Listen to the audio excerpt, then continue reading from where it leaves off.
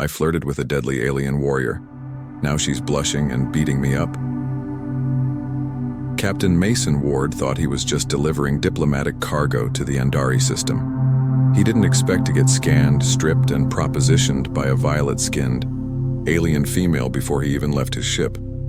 The inspection crew boarded his freighter as soon as he landed in Docking Bay 9. Most were quiet and professional, but the tall one in black armor didn't break eye contact for a second. Her skin shimmered in hues of violet and blue, and her eyes glowed faintly like twin moons. She moved like someone trained to kill, and she looked like she might enjoy it too.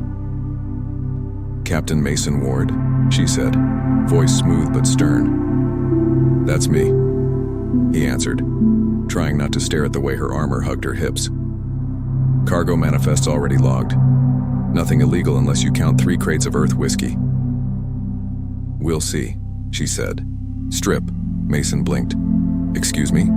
"For bioscan," she added. "Andari law requires full biological exposure during first contact evaluations." "No dinner first?" Mason joked, raising an eyebrow. She didn't smile.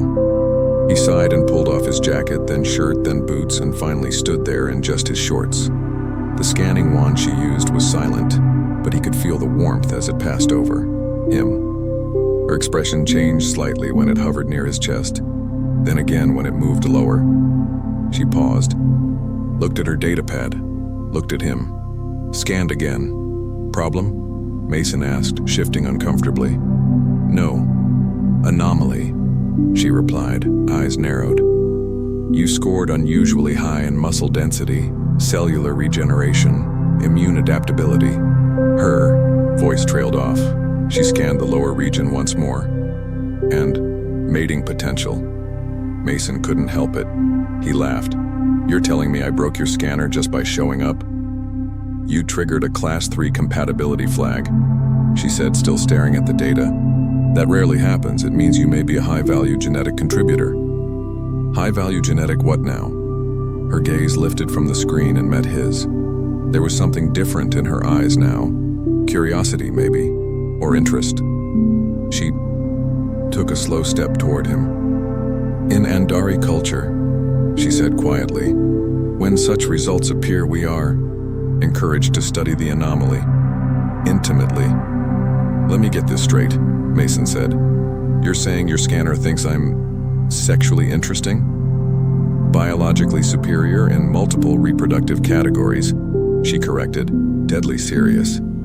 "Well," Mason said, grinning now, "that's probably the nicest thing anyone's ever said about my body." She didn't smile, but her left ear twitched. From what he'd read in the briefing, that was the Andari version of a blush. "Commander Thalexavarn," she said, offering a hand. "Security Division. You may call me Commander." Mason shook her hand. Her grip was strong, her skin warmer than expected. "And you can call me Mason. You will remain on Andari Prime for further testing," she said, turning to leave. "I will?" "Orders from the High Council," she replied. "You may present objections to the Council chamber, though I doubt they'll care. Do these tests involve more scanning, or are we skipping ahead?" She stopped at the hatch, looked back over her shoulder. "You will be briefed." And then she was gone, leaving Mason half-dressed, fully confused, and strangely excited. Whoa. Wasn't sure what kind of mess he'd stepped into, but it definitely wasn't in the mission briefing. Still, if every alien inspection went like that, maybe this diplomatic work wasn't so bad. Mason didn't sleep much that night. His bunk felt smaller than usual. Maybe it was the strange gravity on Andari Prime. Or maybe it was the image of Commander Thalexavarn standing in his ship's airlock, eyes sharp, voice calm, telling him that his body was an anomaly worth intimate study. Yeah, probably that second one. By morning, a summons had arrived. Official transport to the Andari Biocenter. Not a jail cell, not a lab with cold metal tables, but a glowing white structure built into the cliffs guarded by warriors in sleek armor who nodded respectfully when Mason passed. He was starting to get the feeling that intimate study might mean something a lot different on this planet. Inside the facility, A quiet attendant guided him through curving halls that looked grown, not built. Plants glowed gently on the walls. The air smelled like citrus and warm stone. Then the door opened. Commander Thalexa was waiting. She wasn't in her usual armor. Instead, she wore a dark sleeveless tunic that showed off the strong lines of her shoulders and the shimmering patterns of her skin. Mason wasn't sure if it was formal attire or some kind of uniform, but either way, she looked incredible. "You came," she said, as if surprised. "Well," Mason replied, glancing around, "I was told not showing up might offend your High Council, and I'm really trying to avoid any more planetary incidents this month." Her mouth twitched, almost a smile. "You will not be harmed," she said, motioning him inside. "But you must understand, on Andari, physical compatibility is taken seriously, especially when new species arrive." Mason stepped into the room. "Yeah, I kind of got that vibe when you scanned me and stared at my boxers like they were classified intel." Thalexa blinked. "I did not stare." He grinned. "Sure, let's go with that." She moved closer, eyes studying his face now. "Your heart rate is elevated." "Yours too," Mason replied, then quickly added, not judging, just observing. There was a long pause. Then she spoke quietly. "Your species appears to be more adaptable than we predicted, emotionally as well as physically." "Well, humans are full of surprises," he said. "We cry at movies, we name our ships like they're pets, and apparently we also set off alien mating alerts without trying." She didn't laugh, but her ears shifted again. Pinkish purple now. That was definitely something. "You are not obligated to proceed," she said. "But should you choose to continue the compatibility process, it would require a shared experience, controlled conditions, physical exertion." "Is this your way of asking me on a date?" Mason said, raising an eyebrow. "Because back on Earth, that kind of language means something very different." "It is not courtship," she said quickly. "It is assessment." "Uh-huh. And I suppose that soft lighting and that weird music coming through the walls are purely scientific too?" She said nothing. He took a step closer. "All right," Mason said, lowering his voice. "Let's say I am interested. How does this assessment work?" Her gaze didn't waver. "You and I will enter the trial chamber. We will complete a sequence of cooperative tasks. Agility, balance, synchronization. We must respond to each other's movements without hesitation. It will measure our ability to function as a unit." "That's it?" he said. "No blood samples? No DNA swaps?" She hesitated. "The process may involve skin contact, possibly more." "Define more, Commander." She stared at him for a long second, then replied, "In some cases, mating reflexes are triggered during trial bonding. It is a known outcome." Mason just stared. "You're telling me this planet has a government-approved obstacle course that might end in alien sex?" "It is a sacred process," she said flatly. "I'm not disrespecting it," Mason said, holding up his hands. "I'm just saying, Earth could really learn a thing or two." Thalexa turned and walked toward a glowing archway at the far end of the room. She paused in the doorway and looked back at him. "You are free to leave," she said. "But if you remain, you must take the trial seriously. I will not bond with someone who treats this lightly." Mason's grin faded. He looked at her then. Not just the skin, or the scanner, or the weird Andari words, but her. Strong, controlled, curious. And standing there halfway between duty and choice, he stepped forward. "Lead the way, Commander." And together, they crossed the threshold into the trial chamber, where instincts, rules, and boundaries were about to be tested in ways neither of them had ever faced before. The trial chamber wasn't what Mason expected. No blinking machines. No lab coats. No bright lights or sharp tools. Just a vast circular space carved into glowing stone, dimly lit with soft golden orbs that floated in the air like lazy fireflies. The floor pulsed gently beneath his boots, almost like it was breathing. Organic tech, Mason whispered. Alexa nodded. The chamber reads biosigns. It adjusts itself to each pairing. Emotion, hormones, movement. It responds to our bond, or lack of one. So it's like a mood ring. A giant, creepy mood ring. She gave him a flat look. This is sacred, Mason. Right. Sacred. Sorry. Just Earth humor. It's a reflex when I'm nervous. You are not the only one experiencing heightened sensations. He turned to look at her. Her voice had softened. Her skin shimmered with a slow, silvery ripple that started at her throat and drifted down her arms. Mason didn't need a manual to know that wasn't just lighting, so, he said, trying to refocus. What exactly are we supposed to do? As if on cue, the ground trembled lightly. A low tone echoed through the chamber. From the far wall, 3 stone-like pillars rose, each with different objects. A set of paired staffs, a glowing ring suspended, mid-air, and 2 sets of matching gloves that shimmered like liquid metal. Alexa stepped toward the gloves. We begin with synchronization. She offered him a pair. They were warm, flexible, and clung to his skin like they were alive. As soon as he pulled them on, he felt a pulse. Not painful, just aware. Like the gloves knew he was there. Stand opposite me, she instructed. When the music begins, mirror me exactly. Music? Mason asked.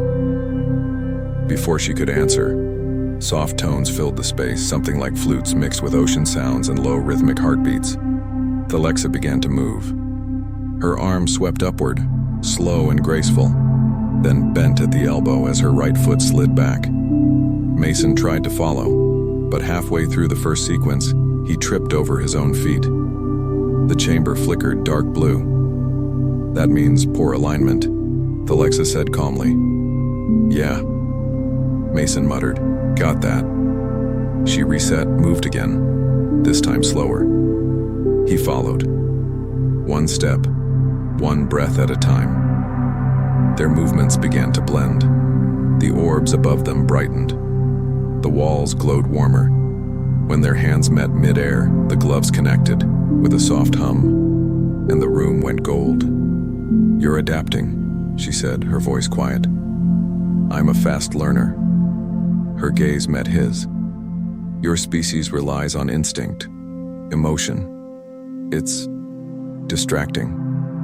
Distracting good or distracting dangerous. Don't know yet. The gloves melted off their hands. The next pillar activated. Staffs. Light as carbon, but solid enough to take a hit. This is a combat trial, Alexa said. To test reaction speed, controlled aggression, mutual restraint. You sure we're not just sparring because you want to hit me again? She didn't answer, just spun the staff and lunged. Mason blocked on instinct, surprised by her speed. The staff vibrated in his hands. She came again, fast, precise, not trying to hurt him. Testing him, feeling him out. He gave it back. They circled, hit, blocked, ducked, struck again. Somewhere between the 5th exchange and a spinning dodge that nearly knocked her off balance, she smiled. Just for a second. Not a warrior's smirk. A real smile. The chamber pulsed a vibrant orange. Mason stepped back, breathing hard. That mean we passed? Alexa looked at her staff, then at him. It means something is happening. You mean besides the fact that I just had a dance fight with a violet goddess in a sentient cave? She tilted her head. You are unlike any creature I've met. That's Earth charm for you. We're hard to forget. The final pillar activated. The ring suspended in midair shimmered, then split in 2, floating toward them like slow-moving stars.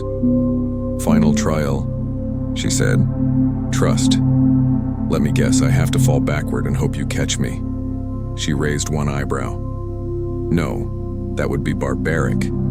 This ring requires a shared heartbeat, a moment of unguarded connection. He blinked. You mean we have to? She stepped closer. Touch. Without defense. Without intent. Just contact.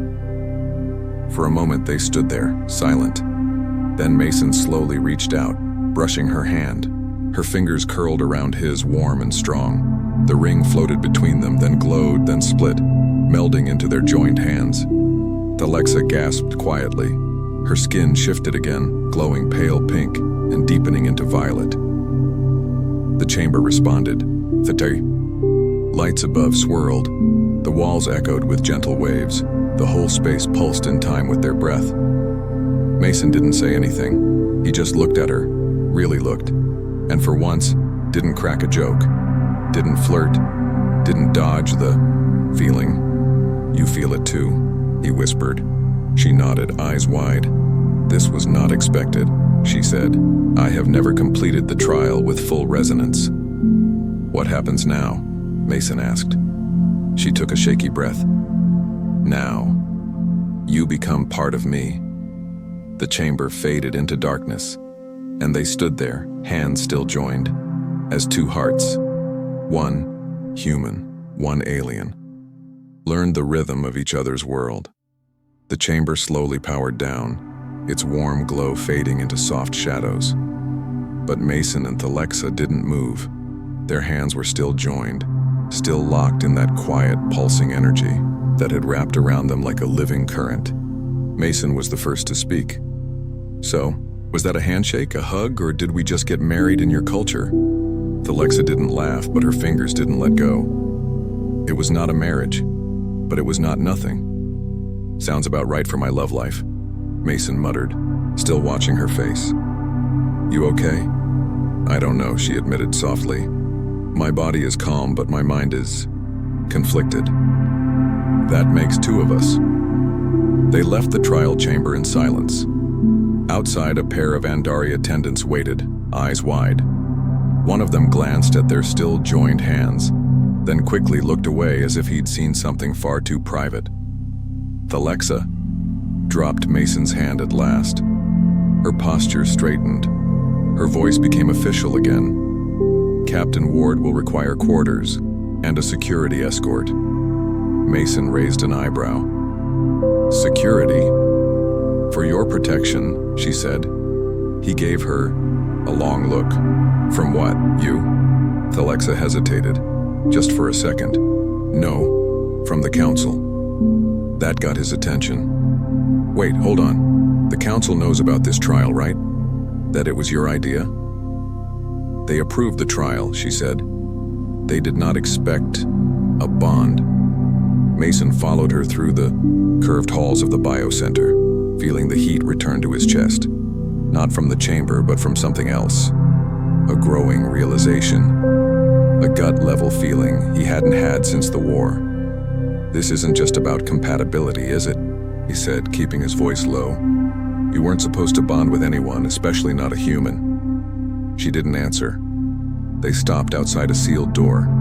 The room inside looked comfortable enough. Minimalist furniture, soft light, a small garden patch in the corner.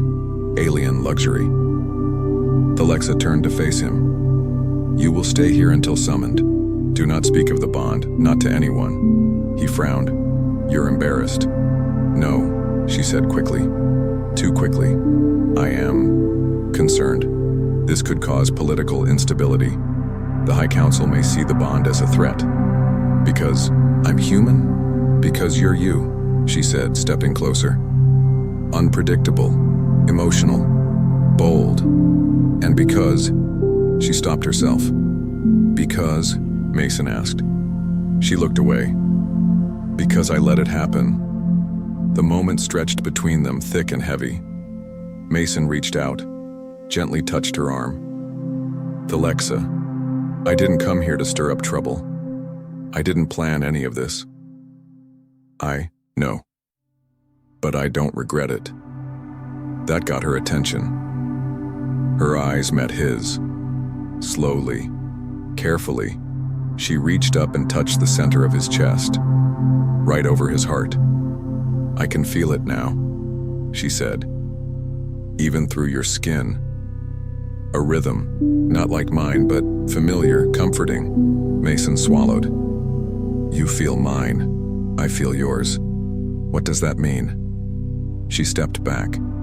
Her voice turned clinical, cold, like she was trying to retreat into rules and duty. It means our bond is real. It will fade in time, or it will grow stronger. If it does, Mason asked. She paused. If it does, I may no longer be trusted to protect Andari interests. I would be considered compromised. Sentimental? Weak. Mason stared at her. Then maybe your people don't understand strength as well as they think. Her jaw clenched, but her eyes shimmered with something else. Regret? Longing? He didn't know. She turned without another word and walked away. The door slid shut behind her. Mason stood in the center of the quiet alien room, surrounded by unfamiliar plants, unfamiliar walls, and a heartbeat that no longer felt like it belonged to him alone. He rubbed his chest, trying to calm the thudding inside. Great, he muttered. I just accidentally mated with a galactic war goddess, and now everyone wants my head, or hers. He looked toward the ceiling, half expecting an answer. Nothing. Yep, still better than my last relationship.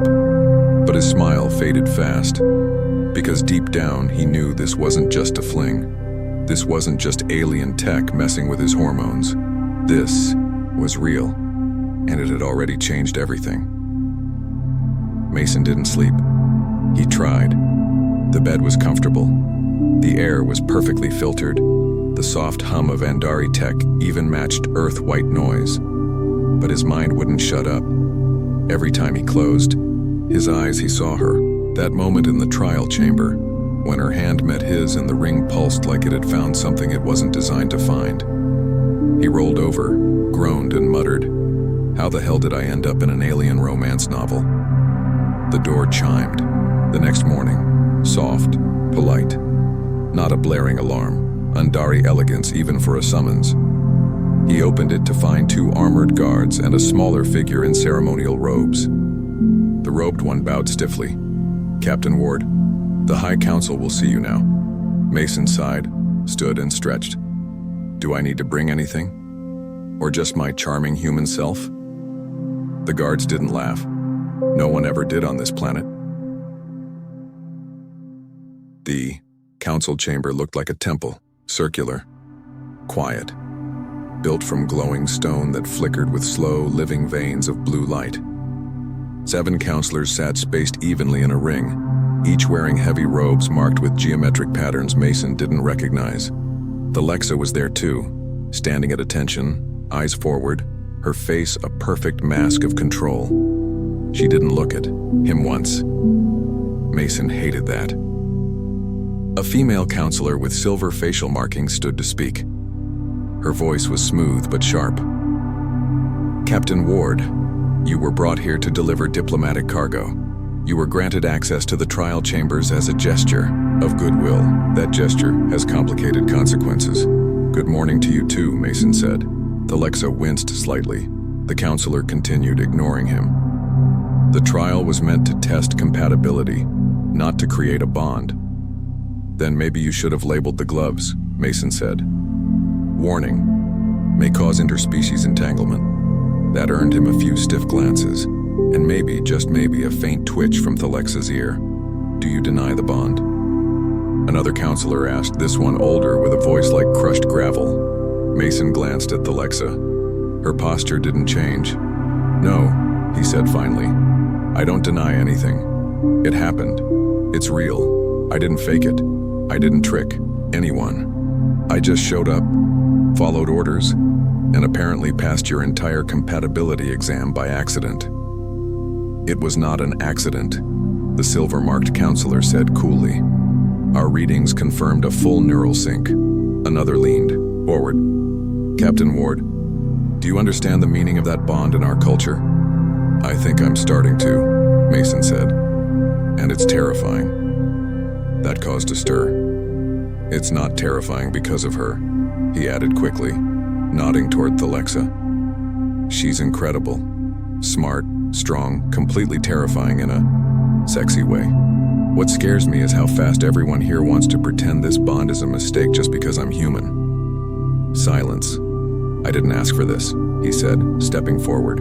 "But I'm not going to pretend it didn't happen just because it's inconvenient for your politics." Another pause. Then Gravel voice spoke again. "Commander Thalexa Varn, speak." She stepped forward, but didn't look at Mason. Her tone was flat. "The trial results were accurate. The bond occurred. I accept responsibility." "Do you wish to sever it?"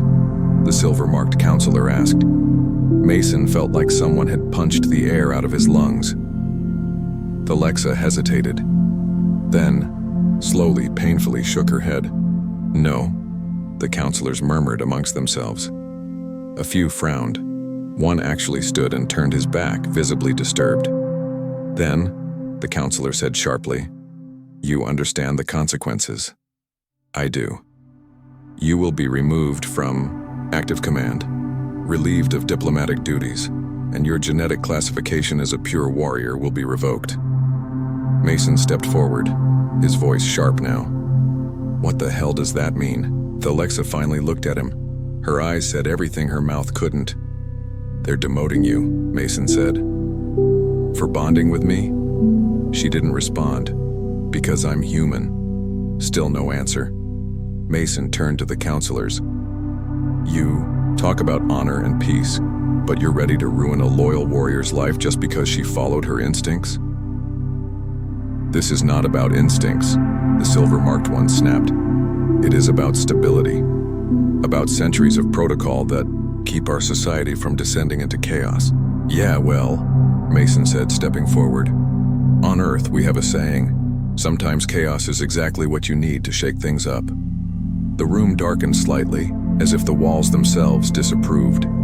A final voice, quiet but clear, spoke up from the far end. A younger counselor with no markings stood slowly.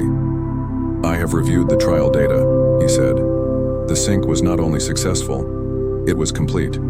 Commander Varn and Captain Ward share biological rhythm, mutual emotional triggers, and overlapping neural resonance." Another pause.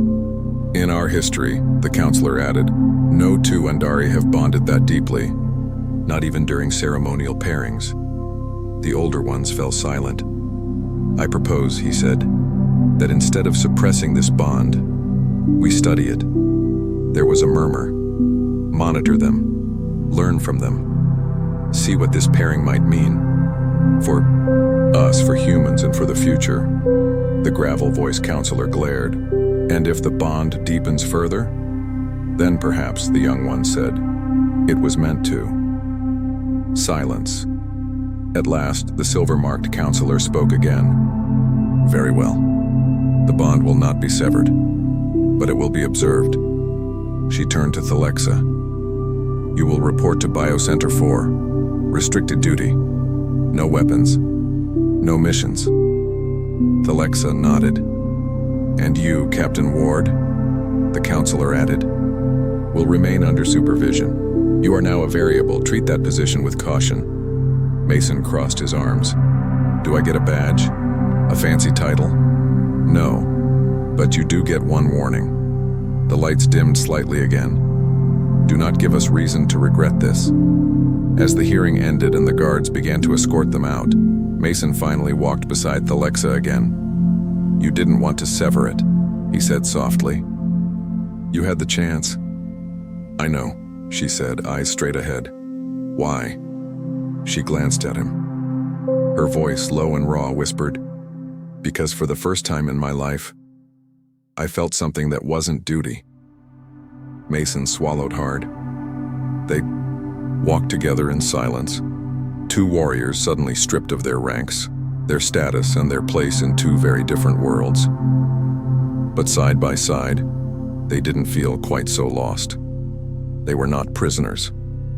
Not officially, but Biocenter 4 felt like a cage. Thalexa was given a room with no locks, no restraints, and no weapons. She submitted without protest, but Mason could tell something inside her had snapped. Not broken. No, she was too strong for that. But bent in a way she didn't know how to straighten. Mason's quarters were down the hall. They weren't allowed to stay in the same room. But the council didn't forbid contact, probably because they thought observation would kill the bond faster than confinement. They were wrong. If anything, it made it worse. Every meal, every scan, every quiet moment where they pretended not to feel the constant pull between them, Mason could sense the tension getting tighter, like a guitar string stretched just one turn too far. One night, Alexa stood in the indoor garden, watching the artificial moons rotate across the domed ceiling. Her skin flickered with slow waves of silver blue contemplation. "You ever gonna talk to me again?" Mason asked from behind her. She didn't turn. "We are being observed." "Yeah. I noticed the floating bug bot by the ceiling. It's got a red light that blinks every time we say something interesting." He stepped beside her, hands in his pockets. "You didn't sleep last night," he said. "I don't require as much sleep as humans. You didn't meditate either, you just paced." She finally looked at him. "There is no meditation technique for this."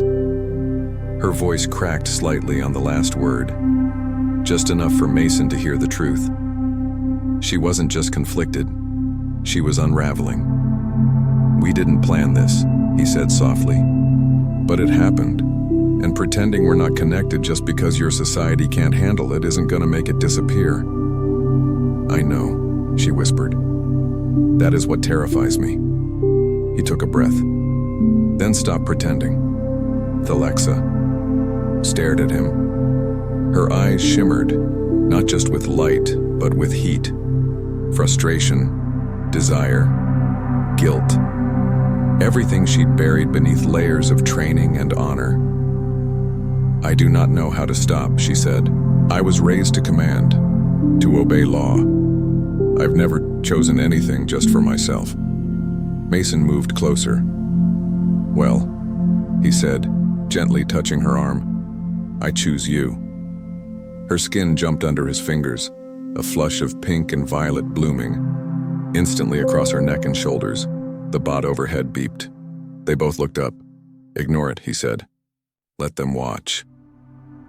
"Mason, do you feel this too, or am I crazy?"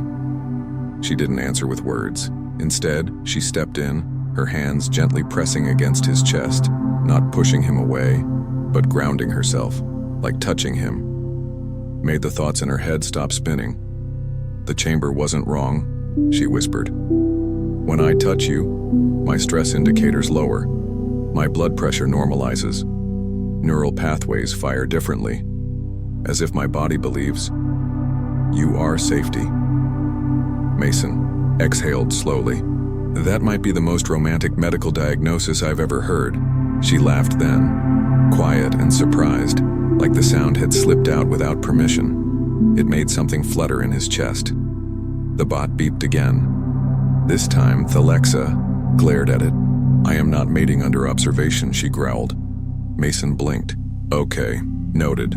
Definitely not hot." She turned to him, her voice still low but firm. "If they want data, they can have words. But what is between us now is ours." He nodded. "Then we fight for it. Together." The next morning, the council called them in for another evaluation. One of the older counselors asked, "Has the bond intensified?" Alexa stood tall. "It remains stable, unshaken." Another counselor asked Mason, "Have you engaged in physical bonding?" Mason crossed his arms. "Are you asking if we've—" "The council requires detail." He looked at Alexa. Her skin flushed a warning pink. "Then the answer," Mason said slowly, "is none of your business." Murmurs echoed across the chamber. "This resistance confirms the bond is no longer under control," the silver-marked counselor said. "Under whose control?" Mason shot back. "Yours?" "This bond has altered Commander Varn's behavior. Emotional expression, humor, disobedience.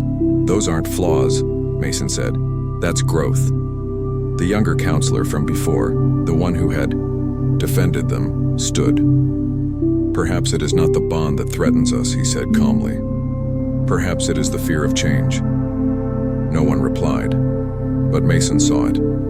In their faces, the panic behind their practiced calm. The way they looked at him, not like a man, but like a virus they couldn't contain. After the hearing, Mason found Alexa in the corridor.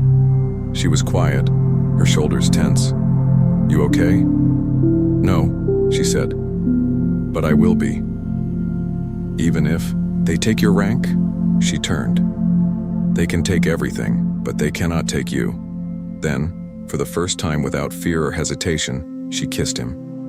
Soft, real, a declaration. The observation drone sparked and exploded mid-air. She'd thrown a blade from her boot without even breaking the kiss. Mason pulled back, breathless. That was a hell of a first move. Her eyes gleamed. Let them watch now. They came for him at midnight. No warning, no hearing. Just 6 silent guards in black armor, walking into his quarters like shadows, weapons humming low. Mason didn't resist. There wasn't time.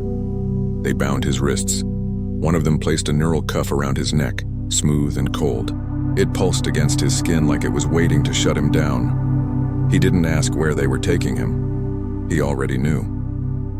Alexa awoke mid-surge, her heart thundering like a battlefield drum. She sat up, reaching instinctively for her blade, and found it gone. Of course, she wasn't a warrior anymore. The bond flared hot in her chest. Mason, she felt it. His pulse, erratic. His fear. His silence. They had taken him. Mason was strapped to a reclined medical cradle, metal restraints pinning his limbs. A high-ranking medic, white-robed, expressionless, adjusted the scanners around his head. "You understand the procedure," the medic said. "Severing the bond requires neural disruption. You may lose some memory function. Emotional instability is a side effect." "You're cutting me open because your traditions are fragile," Mason muttered. The medic ignored him. "This is for Commander Varn's future. Without the bond, she may be restored to her role." Mason laughed bitterly. "She doesn't want to be restored. You're doing this for you, not her." The medic pressed a button. Machines began to hum. A probe hovered toward his temple, glowing blue. Mason's eyes closed. "Alexa," the probe descended. It never made contact, because the wall exploded. Smoke, screams, shattering stone. A figure burst through the haze. Armor half repaired, hair tied back, eyes burning violet fire. Alexa. She moved like fury incarnate. Blades, flashing, guards falling. She didn't hesitate, didn't speak. She just fought. The final drone dropped as she severed its core with a clean twist. Then she was beside Mason, fingers ripping at the restraints with practiced speed. "Alexa," he breathed, dazed. "How?" "You screamed," she said, voice rough. "And I heard it." The cuff around his neck sparked and fell to the floor. "You're not cleared for weapons," he muttered as she helped him stand. "I stole them." She didn't smile, but he did. They escaped into the underground service tunnels, low lit, echoing with alarms. Mason's steps were shaky. Alexa supported him, one arm around his waist, her skin glowing a furious violet. "They'll come after us," he said. "Yes, they'll charge you with treason. Let them." They reached a hidden launch bay, old, unused. A dusty transport waited, half covered in storage netting. "This thing even fly?" Mason asked. "Only if you pilot," she replied. "My credentials were revoked." He hesitated. "We can still go back, face it together." She looked at him, really looked.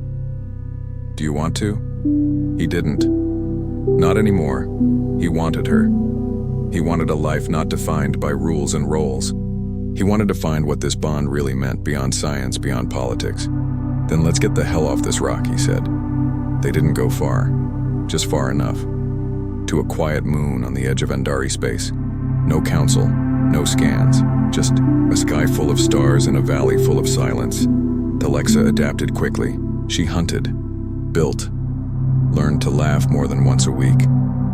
Mason, for his part, made it his mission to help her forget what a warrior wasn't allowed to feel. They built a home, not with blueprints, but with fire and food and whispered jokes in the dark. And slowly the bond didn't just persist, it deepened. No more scanners, but they could feel it. The rhythm, the connection, the silent understanding that pulsed through them without needing words. She held him at night, her skin warm against his. He traced the lines of her bioluminescent markings, whispering earth lullabies while the moons crossed overhead. And one night, beneath a sky lit by auroras, she turned to him and said simply, "I want to create something with you." He knew what she meant. Not just a child, a future. Years passed. Rumors spread. The Andari Council never acknowledged the bond publicly, but something changed, quietly, slowly. Mixed species research centers opened, the trial chambers were redesigned, and one day, a new class of recruits entered the Warrior Academy. Among them, a tall, broad-shouldered girl with smooth brown-violet skin and eyes like twin moons. She carried a spear, and she smiled too much for an Andari, but no one dared question her lineage, because she was the first of her kind, a hybrid born from something rare. Impossible, a bond that could not be broken. Back on that moon, Mason watched her train, sitting beside Thalexa in the shade of a stone pillar. "You think she'll change the world?" he asked. Thalexa looked at their daughter, spinning the staff like a blur, laughter ringing across the valley. "She already has," she said. He took her hand, and together, they watched the next generation rise. Proof that love, not war, would define the future of two worlds, and it had all started with one unexpected scan and one unstoppable bond. The end.